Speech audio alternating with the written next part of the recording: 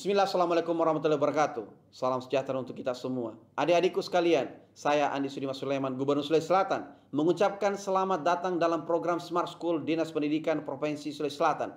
Hari ini adik-adik sekalian akan mengikuti pembelajaran hybrid dalam program Smart School.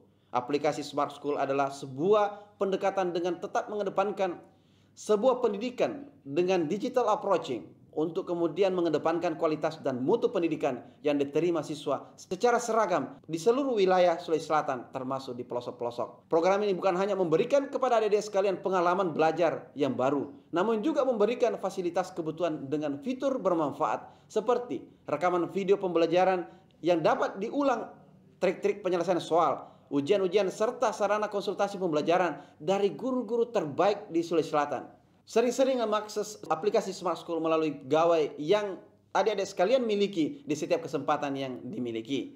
Untuk seluruh adik-adikku sekalian yang saya cintai, saya banggakan, selamat belajar dan semoga ilmu yang didapatkan bermanfaat untuk menambah pengetahuan pendidikan adik-adik sekalian. Salam kita pada salama. Assalamualaikum warahmatullahi wabarakatuh. Salam sejahtera untuk kita semua.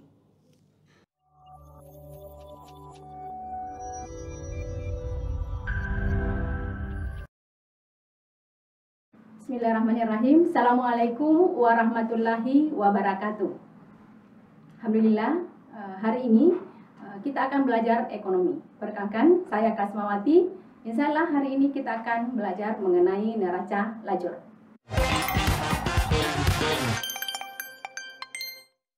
Kita mulai ya. Hari ini tentang neraca lajur. Kompetensi dasarnya yaitu menganalisis siklus akuntansi perusahaan jasa dan mempraktekkan siklus akuntansi perusahaan jasa. Tujuan pembelajaran kita hari ini adalah yang pertama, menjelaskan mengenai pengertian neraca lajur. Yang kedua, menjelaskan fungsi penyusunan neraca lajur. Yang ketiga, mengidentifikasi bentuk-bentuk neraca lajur. Yang keempat, menyusun neraca lajur. Nah, sebelum kita masuk di neraca lajur, kita ingat pelajaran yang lalu dulu. Kita lihat ya, ini jurnal penyesuaian. Diketahui nilai perlengkapan kantor di neraca saldo itu sebesar 750.000 dan persediaan akhir ada 400.000. Maka jurnal penyesuaiannya adalah ya, beban perlengkapan kantor di debit sebesar 350.000. Di perlengkapan kantor itu kredit sebesar 350.000. Soal selanjutnya, nilai peralatan sebesar 10 juta rupiah disusutkan sebesar 3%. Maka jurnal penyesuaiannya adalah beban penyusutan peralatan pada akumulasi penyusutan peralatan sebesar 300.000. Nah, selanjutnya, gaji dibayar setiap hari Sabtu sebesar 1.200.000. Itu tanggal 31 Desember, ternyata jatuh hari Kamis. Maka jurnal penyesuaiannya adalah beban gaji pada utang gaji sebesar 800.000 rupiah. Nah, selanjutnya, karena kita akan memahami neraca lajur, maka kita bisa dengan mudah menghitung besarnya laba rugi. Nah, sekarang apa yang dimaksud dengan neraca lajur? Neraca lajur adalah kertas kerja. Jadi neraca lajur atau kertas kerja sama ya. Itu adalah suatu kertas berkolom-kolom atau berlajur-lajur yang digunakan khusus untuk menghimpun semua data yang diperlukan dalam rangka penyusunan laporan keuangan.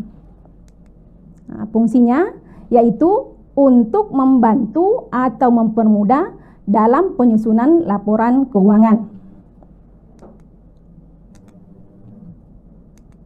Nah, ini bentuk-bentuk neraca lajur. Ada bentuk 6 kolom, isinya itu nomor akun, nama akun, kemudian neraca saldo debit kredit, laba rugi debit kredit, kemudian neraca debit kredit. Kemudian ada bentuk 8 kolom.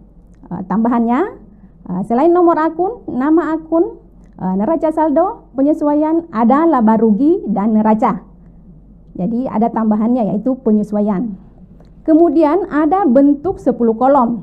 Di 10 kolom ada nomor akun, nama akun, neraca saldo debit kredit, penyesuaian debit kredit, kemudian ada tambahannya yaitu neraca saldo disesuaikan, debit kredit juga, kemudian laba rugi dan neraca. Mari kita mulai mengamati teknik posting ayat jurnal penyesuaian masuk di neraca lajur dan teknik penyusunan neraca lajur. Ya, ini adalah bentuk neraca lajur. Ya, mudah-mudahan bisa terlihat dengan jelas. Yang pertama nama akun, ya, kemudian neraca saldo, penyesuaian neraca saldo disesuaikan, laba rugi dan neraca. Nah, kita lihat di atas itu adalah jurnal penyesuaian. Oke. Jadi data dari neraca saldo masuk di neraca lajur. Kemudian data penyesuaian juga kita masukkan. Di penyesuaian ada beban perlengkapan di debit 100 sebesar 300.000. Maka masuk di penyesuaian juga sebesar 300.000. Ya, beban perlengkapan. Kemudian yang dikredit adalah perlengkapan sebesar 300.000 rupiah. Itu dikredit juga. Ya. Selanjutnya kita lihat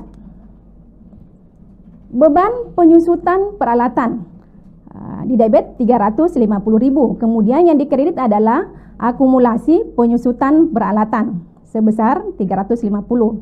Maka itu juga dimasukkan di penyesuaian.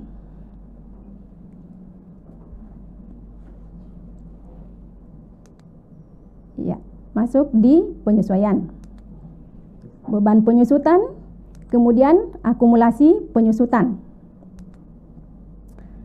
Selanjutnya, beban sewa pada sewa dibayar di muka sebesar 900.000. Maka beban sewa di debit masuk di penyesuaian juga. Kita lihat. Ya. Kemudian yang dikredit adalah sewa dibayar di muka. Ya. Selanjutnya, beban gaji pada utang gaji. Beban gaji di debit 500.000, kemudian utang gaji 500.000. Maka masuk di penyesuaian juga, di kolom penyesuaian di kertas kerja ataupun neraca lajur. Nah, ini sudah ada jumlahnya. Ini dalam ribuan rupiah berarti 2.050.000 debit dengan kredit. Nah, selanjutnya yang kita perlu perhatikan adalah neraca saldo disesuaikan. Ya, data di neraca saldo dengan data penyesuaian itu dimasukkan di neraca saldo disesuaikan. Kalau debit ketemu debit maka ditambah. Kalau debit dengan kredit berarti dikurang. Kredit dengan kredit itu juga ditambah. Kita lihat yang pertama, kas. Kas itu di neraca saldo ada 20.100.000. Maka masuk di neraca saldo disesuaikan debit sebesar 20.100.000.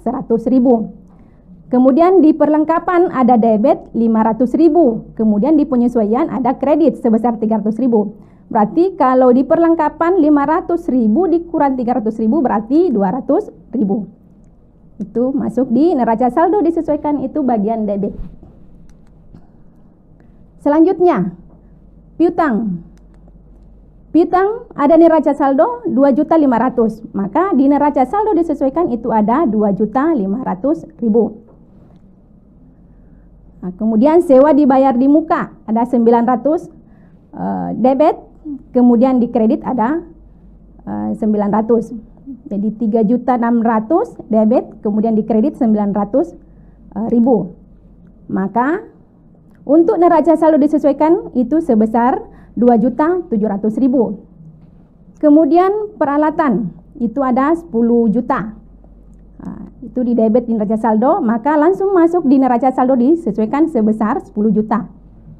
Kemudian akumulasi penyusutan peralatan itu ada di kredit sebesar 1 juta, kemudian di penyesuaian ada kredit 350, berarti di neraca saldo disesuaikan kredit dengan kredit berarti ditambah sebesar 1.350.000. Selanjutnya utang. Utang di neraca saldo ada 3 juta, maka di neraca saldo disesuaikan itu juga ada 3 juta. Kemudian modal di kredit di neraca saldo berarti langsung masuk neraca saldo disesuaikan sebesar 20 juta. Kemudian prepay juga masuk di neraca saldo disesuaikan, itu sebesar 800.000. Kemudian pendapatan jasa ada di neraca saldo itu sebesar 15 juta. Maka di neraca saldo disesuaikan itu juga sejumlah 15 juta. Kemudian beban gaji ada di neraca saldo 1.500.000. Di penyesuaian juga ada 100 debit, berarti ditambah. Berarti hasilnya masuk di neraca saldo disesuaikan itu sebesar 1.500.000 tambah 500 berarti 2 juta. Kemudian beban penyesuaian itu di debit 300.000, berarti di neraca saldo disesuaikan juga dicantumkan 300.000. Selanjutnya beban penyusutan itu ada 350.000, berarti masuk juga di neraca saldo disesuaikan sebesar 350.000. Nah, ini sampai selesai ya. Beban sewa 900.000 di debit, berarti masuk juga di neraca saldo disesuaikan sebesar 900.000. Terakhir ada utang gaji di bagian kredit, berarti di neraca saldo disesuaikan itu sebesar 500.000. Ini juga dijumlahkan. Ya, neraca saldo disesuaikan bagian debit 39.850.000. Di kreditnya juga sama, yaitu 39.850.000. Nah, selanjutnya kita akan melangkah ke kolom laba rugi dan neraca. Yang perlu diperhatikan, data yang diambil adalah dari data neraca saldo disesuaikan. Data harta ataupun aktiva, utang dan modal itu masuk di neraca. Sementara data untuk pendapatan dan beban-beban itu masuk di kolom laba rugi. Oke, kita lihat. Ya. Jadi ingat, data yang diambil adalah data dari neraca saldo disesuaikan. Ada debit sebesar 20.100.000, itu kas. Berarti masuk di neraca. Perlengkapan juga begitu, masuk di neraca, debit 200.000. Kemudian piutang 2.500.000. Kemudian sewa dibayar di muka 2.700.000, debit. Kemudian peralatan 10 juta, debit juga. Kemudian akumulasi penyusutan peralatan itu 1.350.000, kredit. Itu masuk di neraca. Utang.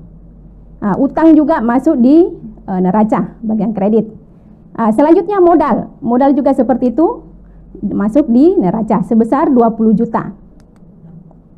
Nah, selanjutnya pendapatan. Prepay dulu ya, prepay juga masuk di neraca. Untuk pendapatan, itu pendapatan di neraca saldo disesuaikan ada 15 juta, maka di laba rugi juga kita kredit sebesar 15 juta. Nah, selanjutnya beban gaji. Beban gaji ada di debit di neraca saldo disesuaikan sebesar 2 juta. Maka di laba rugi juga 2 juta. Beban perlengkapan juga 300.000. Beban penyusutan itu di debit semua, termasuk beban sewa. Ya, 900.000. Kemudian untuk utang gaji itu masuk di neraca sebelah kredit. Nah, sekarang kita lihat, kita jumlahkan. Di kolom laba rugi bagian debit itu ada 3.550.000. Sementara di kolom kredit, di bagian kredit ada 15 juta. Berarti ada selisihnya. Nah, kita lihat. Selisihnya adalah 11.450.000. Nah, kenapa dikatakan laba di sini? Karena di kolom kredit bagian laba rugi itu adalah pendapatan. Sementara di kolom debit itu adalah beban-beban ataupun biaya-biaya. Maka pendapatan lebih besar daripada beban-beban, maka dia laba. Oke. Di kolom neraca jumlahnya bagian debit itu 36.300.000. Sementara di kolom kredit ada 24.850.000. Nah, itu juga ada selisihnya. Jadi sama ya, selisih antara di kolom laba rugi dengan selisih di neraca. Ya. Ini semua seimbang antara debit dengan kredit. Nah, kita perhatikan sekali lagi ya. Mudah-mudahan bisa dipahami dengan baik. Ini mudah-mudahan bisa kedengaran suara dengan jelas. Oke. Ini adalah kolom neraca lajur ataupun kertas kerja. Ada neraca saldo debit kredit, ada penyesuaian debit kredit, kemudian neraca saldo disesuaikan debit kredit, kemudian laba rugi dan neraca. Kita akan bisa melihat bahwa ini adalah terjadi laba. Karena di kolom laba rugi, bagian kredit lebih besar daripada kolom debit. Ya. Sekarang kita berlatih. Ya, ini latihan. Ini adalah soalnya. Jadi perlu diketahui bahwa data dari neraca lajur ataupun kertas kerja itu sumbernya dari neraca saldo dan jurnal penyesuaian. Nah, silahkan dipoto ya supaya bisa kelihatan soalnya. Kita sebentar latihan.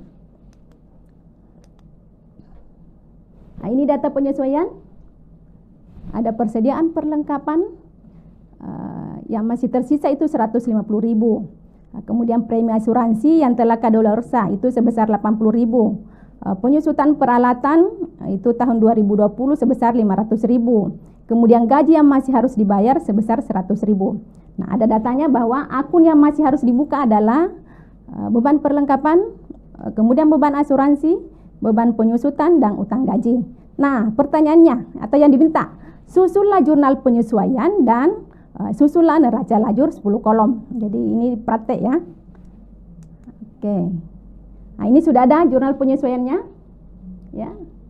Dari data tadi, beban perlengkapan debit 250.000, kemudian perlengkapan di kredit sebesar 250.000. Kemudian beban asuransi, pada asuransi dibayar di muka itu sebesar 80.000. Beban penyusutan peralatan pada akumulasi penyusutan peralatan sebesar 500.000. Beban gaji pada utang gaji sebesar 100.000. Maka jumlahnya adalah 930.000. Ya, oke. Inilah kertas kerja yang akan dikerjakan. Ya. Jadi data neraca saldo itu dimasukkan di kertas kerja atau neraca lajur. Kemudian data penyesuaian juga dimasukkan. Jadi berdasarkan data tadi, data penyesuaian, jurnal penyesuaian dimasukkan di penyesuaian bagian debit kredit. Nah, kemudian ini neraca saldo disesuaikan. Ya. Data neraca saldo disesuaikan, ingat bahwa data neraca saldo dengan penyesuaian itu yang dijumlahkan, ditambah atau dikurang. Ya. Kalau debit dengan debit ditambah, kalau kredit dengan kredit ditambah. Tapi kalau debit dengan kredit itu dikurang. Ya. Inilah hasilnya. Mudah-mudahan bisa dipahami dengan baik. Jadi akan kelihatan ya bahwa di neraca saldo disesuaikan, datanya diperoleh dari neraca saldo. Ini kas 230.000 di debit. Ya, kemudian masuk neraca saldo disesuaikan juga debit sebesar 230.000. Kemudian perlengkapan binatu ada 400.000 di debit di neraca saldo. Kemudian ada kredit di penyesuaian ada 250.000. Maka debit dengan kredit berarti dikurang. Ya. Hasilnya neraca saldo disesuaikan itu 150.000. Kemudian asuransi dibayar di muka itu 120.000. Ada di debit, kemudian ada juga di kredit. Nah, maka hasilnya adalah 40 juta ya. Kemudian peralatan binatu, ini adalah di neraca saldo 4.500.000, maka langsung masuk di neraca saldo sebesar 4.500.000. Nah, ini semua ya. Jadi neraca saldo dengan penyesuaian itu dimasukkan datanya ke neraca saldo disesuaikan setelah ditambahkan ataupun dikurangi. Nah, kemudian dari neraca saldo disesuaikan ini masuk di rugi laba dan neraca. Nah, seperti yang saya sampaikan tadi bahwa data, harta, utang, dan modal itu masuk di neraca. Sementara data pendapatan dengan beban-beban itu masuk di rugi laba. Ini kelihatan pendapatan sebesar 4.750.000. Kemudian di bagian debit beban-beban itu ada 2.730.000. Maka labanya adalah 2.020.000. Itu diperoleh dari 4.750.000 dikurang dengan 2.730.000. Hasilnya adalah 2.020.000. Kemudian di kolom neraca itu jumlahnya, kalau di debit itu ada 6.170.000. Sementara di kolom kredit ada 4.150.000. Maka selisihnya sama, yaitu 2.020.000.